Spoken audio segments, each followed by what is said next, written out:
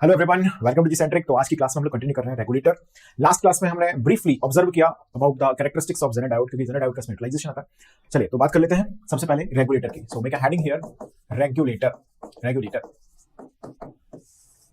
सो जब हम बात करते हैं पावर सप्लाई के अंदर, सबसे पहले हमने कनेक्ट किया रेक्टिफायर। ओके, सो पल्सेटिंग डीसी जनरेट हुआ। पल्सेटिंग डीसी को हमने पास थ्रू किया फिल्टर से, तो आउटपुट जनरेट हुआ डीसी। उस डीसी में फ्लक्चुएशन ऑब्जर्व किए गए। ओके, यानी कि जो डीसी जनरेट हुआ फिल्टर से वो होना चाहिए था ऐसा, लेकिन वो एक्चुअली कुछ इस तरह का जनरेट हुआ, having some kind of fluctuation in the value.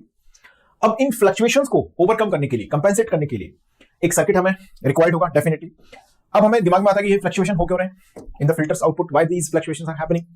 क्योंकि लाइन वोल्टेज जो है, जो सप्लाई वोल्टेज है, वो रेगुलेटेड नहीं है। यानी कि सप्लाई वोल्टेज की जो वैल्यू है उसमें ऐसा नहीं है कि that remains a constant under the certain range, it is varying by some amount accordingly. So हो सकता है कि वो 220 वोल्ट बोला गया, लेकिन 200 से लेकर 250 के बीच में चेंज हो रही हो, 210 से लेकर 240 के बीच में फ्लक्चुएट कर रही हो। ओके, दूसरा हो सकता है कि हम जो लोड कनेक्ट कर रहे हैं पावर सप्लाई पर, उसका रेजिस्टेंस वेरिएबल हो, यानी कि लोड रेजिस्टेंस आरएल क्या हो, वेरिएबल हो। तो लोड रेजिस्टेंस आरएल जब वेरिएबल होगा तो ऑब्वियस है कि जो डीसी आउटपुट जनरेट हुआ है वो भी क्या होगा, वेरी करेगा। तो इन फ्लक्चुएशंस को ओवरकम करने के लिए एक सर्किट हम यूज करते हैं, that circuit is called regulator.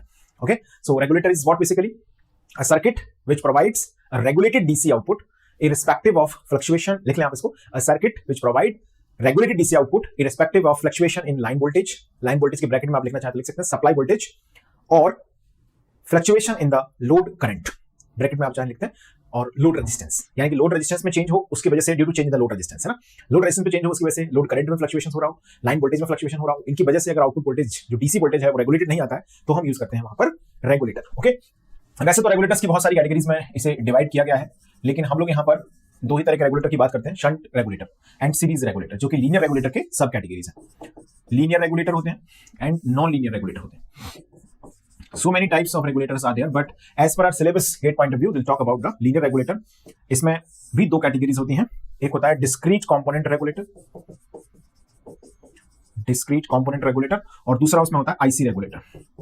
Discrete component regulator में हो गया कि सभी कंपोनेंट्स को एक पीसीबी पर इंडिपेंडेंटली आपस में कनेक्ट करके लगा दिया गया। आईसी मतलब हो गया कि इंटीग्रेटेड सर्किट बनाया गया इनको यूज करके। ओके, सो रेगुलेटर में डिस्क्रीट कंपोनेंट रेगुलेटर की हम लोग चर्चा करेंगे यहाँ पर। so, दो पढ़ेंगे इसमें, शंट रेगुलेटर, इसके सर्किट्स की बात करेंगे, shunt regulator and series regulator.